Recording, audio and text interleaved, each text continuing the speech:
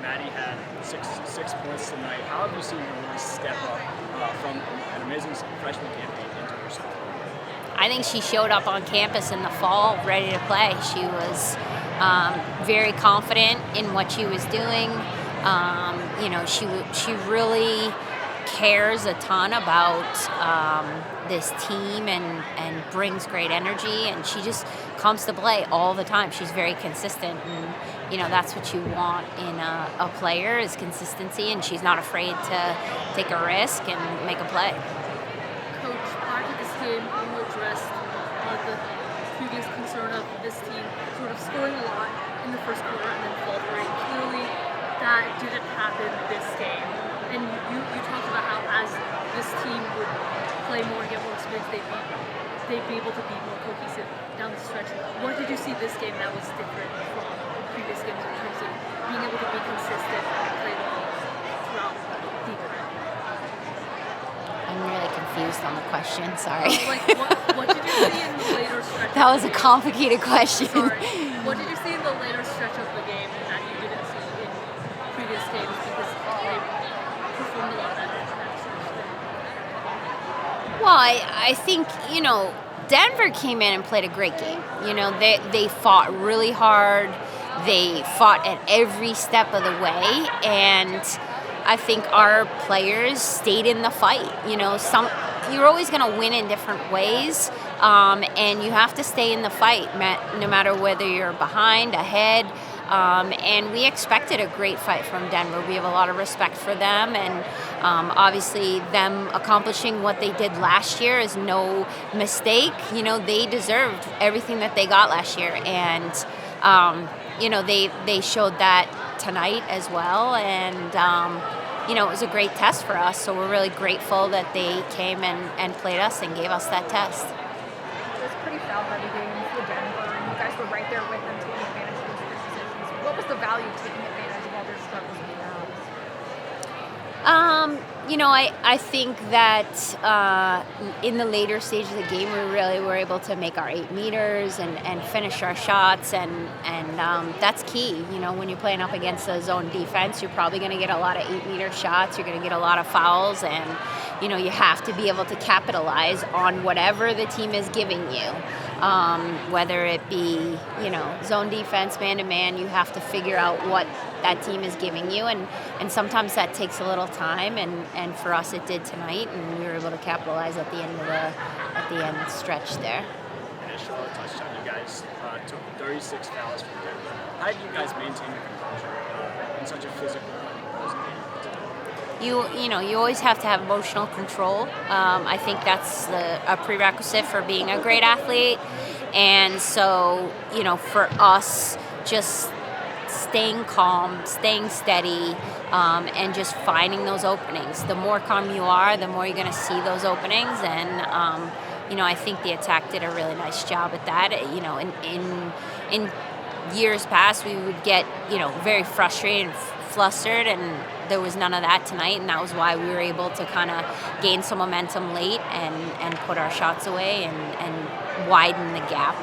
Your second straight game without Sammy. How did you see your other players stepping up without her? Yeah, we mixed up a lot of people, and I think we saw a lot of great things from them, and I think there was a lot of learning, a lot of data there.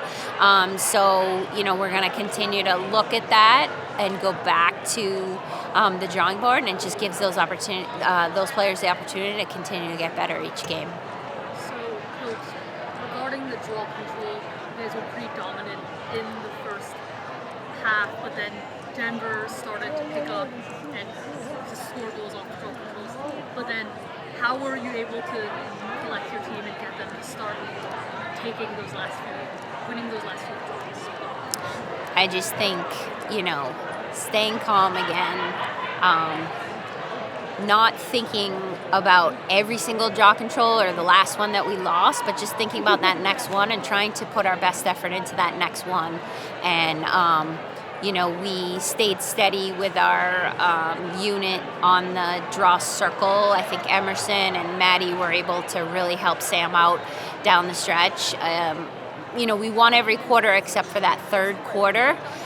So it was a great performance overall on the draw, but we just got to make sure we keep consistent on that. And we know Sunday Albany has a great draw team traditionally, and so we're ready for a great challenge there.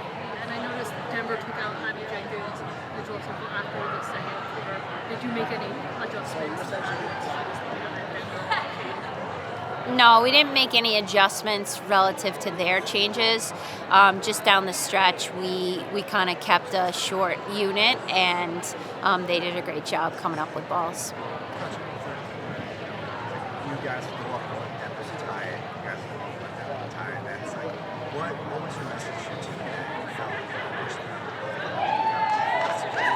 felt? I mean, I think just, stay calm, keep fighting, and just, look for the openings when you see them, and we got to put our shots away, And I think defensively, we switched things up a little bit in the later stages of the game, and I think that jammed them up a little. And I know it's been a big transition with the new rules. Tonight, I think there was only one green card issue. Do you think that's kind of representative of teams getting more used to playing to the new rules? Probably, yeah, I think so. I think it's still kind of disappointing because it takes away your opportunity to play defense in the midfield. You kind of just have to concede. So teams are just conceding and rather than going person down or shorthanded. So, it is what it is. It's not my favorite thing, but our team did a great job staying disciplined, and so did Denver. I mean, do you think these new rules hurt a defense-heavy team like Denver? They're not fouls. I just think it hurts the opportunity to play between the 30s. Every team, it doesn't matter who it is, and that's always been a strength of ours. So, we have to find other ways to really make a difference and bridge those gaps. How have you seen a player like Izzy, who's traditionally been so dominant right after adjusting to rules? I just think you're trying to ride in different spaces. You see sometimes our attackers are getting into that defensive zone, and Izzy was there today. She made a good play when she was dodged on, and so I think it's just different.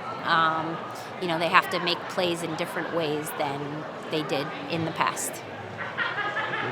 Madison, you had two really gritty goals out there, just scoring as you're falling down the ground. Can you speak about the physicality of this game and how you were able to overcome that? Yeah, I mean, coming into it, we knew they were going to be aggressive. We played them last year, so I think just having the mindset of just, okay, they're going to be aggressive. I'm not going to let it get to me. I'm just going to stay tough out there and just deal with it and show them that you could be as physical as you want with me. Like, I'll still do what I can do and not let it affect how I play on the field. Matt, you had 5 goals assists out there tonight.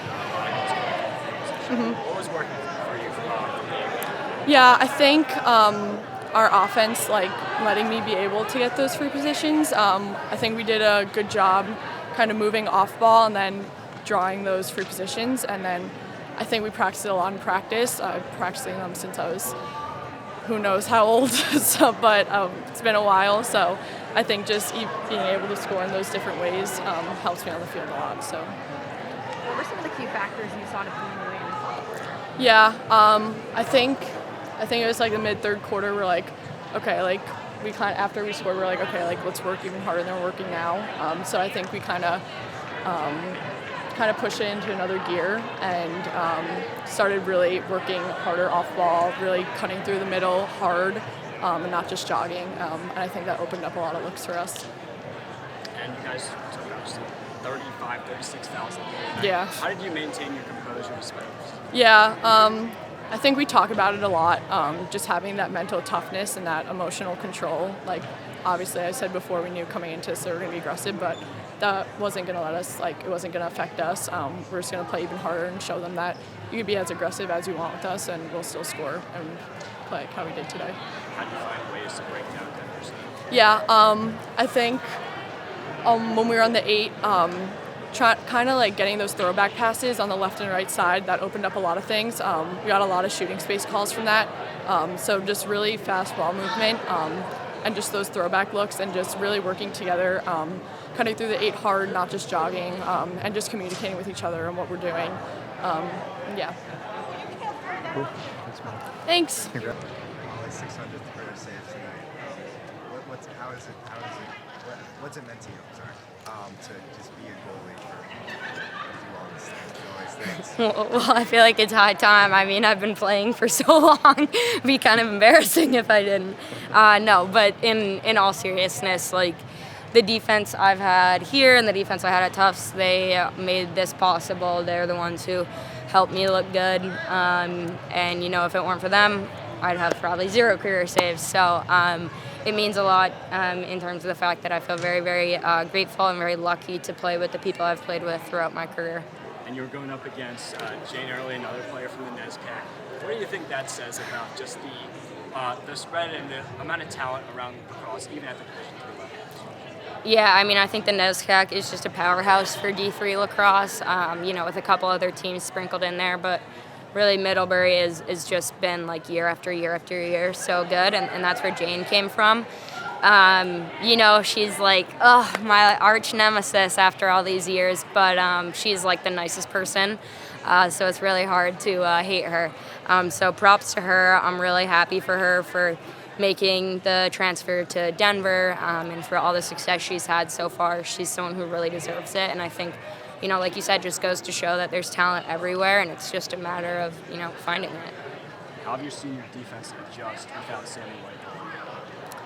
You know, we're excited to have her back when she's back, and until then, she's making a great impact off the field with her energy and helping us, you know, stay connected as a unit. So I trust everyone on that field and everyone on that sideline. So whenever someone's name is called and they're on the field, that's who I'm playing with.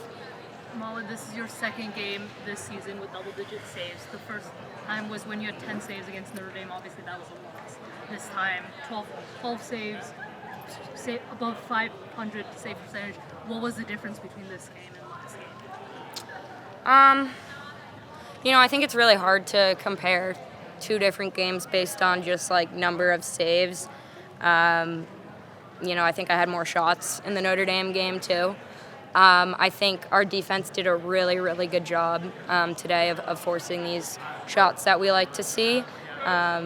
Additionally, I think just the draw controls today, you know, Sam Smith, Serafina DeMuno, Emerson and Maddie and Kendall on the circle, they did a phenomenal job just getting possession for us, and I think that was a huge difference maker between today and the Notre Dame game. And did you happen to make any adjustments between this game and previous games just to get this performance this season? You know, I think every day is different, and the numbers are something that we can't control. So I think just every day I try and go out there and play my game and lead with gratitude and play with joy. And, you know, sometimes that ends up with 3 saves and sometimes that ends up with 12. So, you know, I just feel grateful to get to be out here. Obviously, it was pretty competitive through the middle of this game. How did your unit stay composed and help the team clock it in? Yeah, I think that's something that we really focus on as a team. I tend to be a little bit fiery sometimes. So having someone like Carly Mahoney, Hannah Gillespie, they're really great at kind of grounding me and grounding the rest of the defense, helping us to reset, to flush, you know, anything that didn't go our way. So that was really helpful, and you know, whatever modicum of sanity that I do have, they're the reason for it. How do you think a game like this, where you guys have to battle back and consistently trading blows with another team that's in the top 10 in the country at non-conference play, how does this help you in the long run, especially come tournament time? I mean, these are the games we dream of. These are the games that are exciting. These are the games we want to play. Like, that's why we came here. That's why you come and play at one of the highest levels of lacrosse in the country. And yeah, I think I actually had that thought during the game. This is great. This is great for March. I can't wait to see what May holds. So I think this is just great experience, and props to Kelly and the entire coaching staff, because year after year they do give us this really robust and strong schedule. So it just really helps us come tournament time. Thank you. Have a good one. Cool, thanks, Molly.